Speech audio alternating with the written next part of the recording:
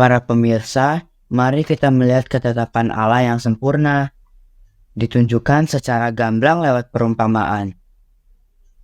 Sebentar lagi, kita akan mendapat penjelasan tentang bagaimana tangan kanan dan lengan Allah yang kudus itu bisa membuat batu yang terbuang berubah menjadi batu penjuru atau batu terpenting dari seluruh bangunan. Bagaimana caranya, Pak? Apakah ini merupakan permainan sulap yang membuat orang terpesona melalui cara supranatural? Nah, tunggu dulu. Siapa batu penjuru itu? Berham jadi nggak sabar. Mari kita nikmati yang Tuhan janjikan lewat firman-Nya. Shalom anak-anak yang dikasihi Tuhan. Kita senang hari ini boleh bertemu kembali untuk belajar firman Tuhan. Mari kita tundukkan kepala dan kita berdoa. Bapa dalam surga, kami berterima kasih untuk waktu ini. Tuhan berikan kepada kami kesempatan untuk belajar firman Tuhan. Kami mau tundukkan diri kami di dalam kebenaran firman-Mu, supaya firman-Mu itu menolong kami untuk boleh bertumbuh di dalam iman kami kepadamu. Berikan kepada kami hati yang terus-menerus rindu, untuk kami boleh mempunyai persekutuan yang indah dengan Tuhan, sehingga hidup kami boleh tetap tinggal di bait-Mu yang kudus. Tuhan juga tolong kami yang akan menyampaikannya, urapan Roh Kudus bekerja dalam diri kami. Dalam nama Tuhan Yesus kami berdoa. Amin. Anak-anak yang dikasihi Tuhan, ketika kemarin kita sudah mendengar dari perkataan ketiga kelompok yang diucapkan kepada Tuhan Yesus dengan mengatakan bahwa ketika tuan tanah itu datang kepada penggarap-penggarap kebun anggur yang jahat, maka penggarap-penggarap kebun anggur yang jahat itu akan dibunuh, akan dibinasakan. Dan kebun anggur tersebut akan disewakan kepada penggarap-penggarap kebun anggur yang lainnya yang bisa memberikan bagian buahnya yang menjadi milik daripada tuan tanah itu pada waktunya. Maka Tuhan Yesus tidak berhenti di situ.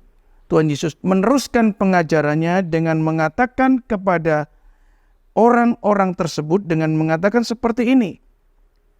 Belum pernahkah kamu baca dalam kitab suci, batu yang dibuang oleh tukang-tukang bangunan telah menjadi batu penjuru? Hal itu terjadi dari pihak Tuhan, suatu perbuatan ajaib di mata kita. Ayat ini juga ada tertulis di dalam Mazmur pasal 118. Anak-anak yang dikasihi Tuhan, orang-orang Israel selalu terus menolak akan panggilan Tuhan, yaitu agar orang Israel menghasilkan buah bagi kerajaan Allah. Tetapi faktanya orang Israel sekali lagi tidak menghasilkan buah. Dan di ayat yang baru saja kita baca, di situ dikatakan ada batu penjuru yang dibuang oleh tukang-tukang. Anak-anak yang dikasihi Tuhan, sebenarnya siapa sih batu penjuru ini? Batu penjuru ini adalah Yesus Kristus. Orang-orang Israel ini seperti halnya tukang-tukang batu atau tukang bangunan, menganggap Yesus Kristus tidak cocok dengan mereka. Yesus Kristus bukanlah pribadi yang sesuai yang diinginkan oleh orang-orang Israel. Yesus Kristus dianggap satu pribadi yang sangat membahayakan bagi orang-orang Israel. Itu sebabnya orang-orang Israel menolak Yesus Kristus. Orang-orang Israel tidak mau menerima Yesus Kristus di dalam seluruh pribadinya dan pengajarannya. Anak-anak yang dikasihi Tuhan, batu penjuru ini sangat penting. Kalau kita membangun satu rumah, batu penjuru ini adalah batu yang sangat penting. Kenapa demikian? Karena dari satu penjuru ini akan ditarik ke arah mana saja bangunan ini akan dibentuk. Itu sebabnya batu penjuru sangat diperlukan ketika seorang mau membangun rumah. Allah memilih Yesus Kristus menjadi batu penjuru bagi bangunan bait Allah rohani. Dan kita orang-orang yang dipilihnya adalah batu-batu hidup yang akan dipakai untuk membangun satu bait Allah, di mana nantinya orang-orang yang tidak mengenal Allah boleh datang di dalam bait Allah itu dan menyembah kepada Allah. Orang-orang yang tidak pernah mengenal Allah datang ke bait Allah untuk menjadi mengenal Yesus Kristus yang adalah batu penjuru itu.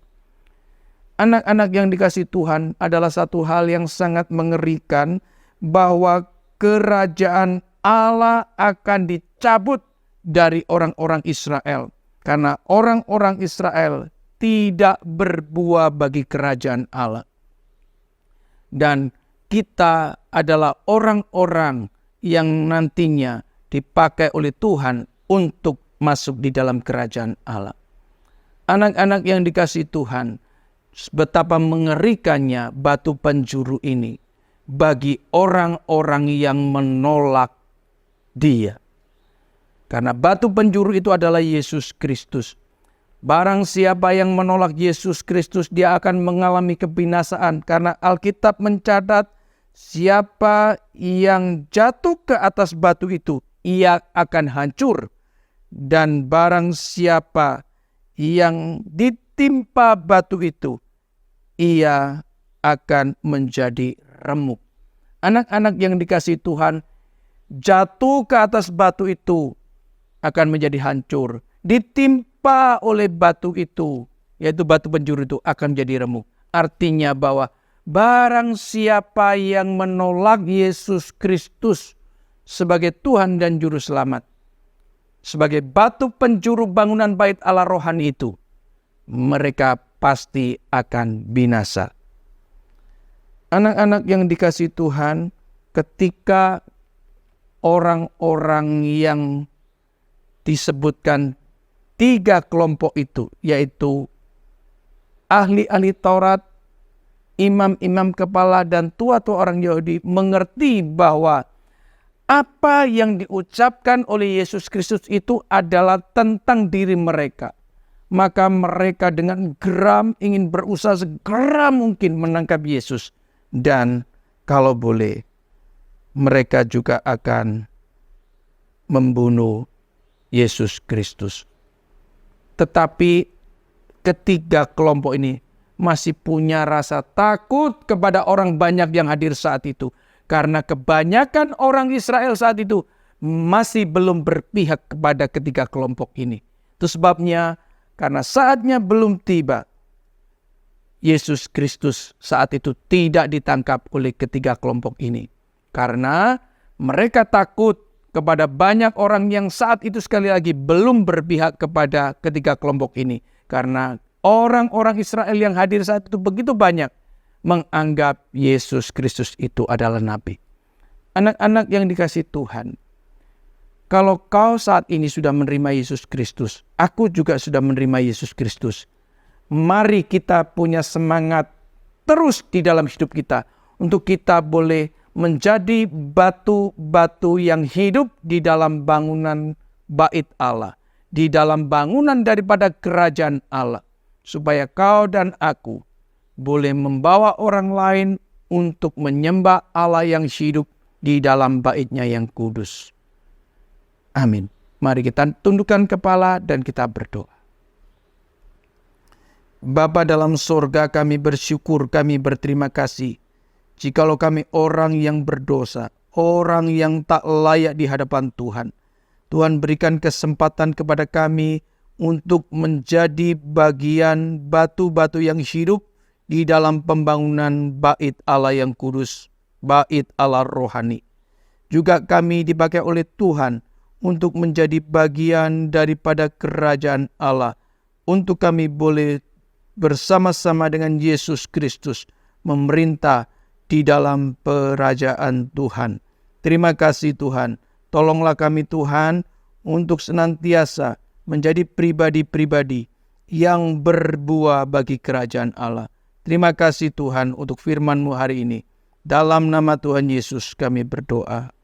Amin.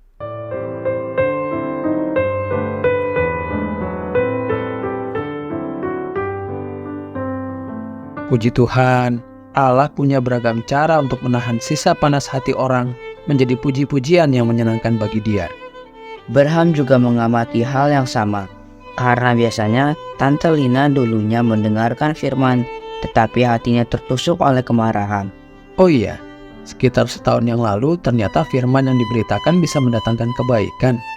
Mari kita doakan orang-orang yang menolak anugerah Tuhan, agar Tuhan terus memberikan kesempatan dan mereka tidak mempermainkan kesabaran Allah.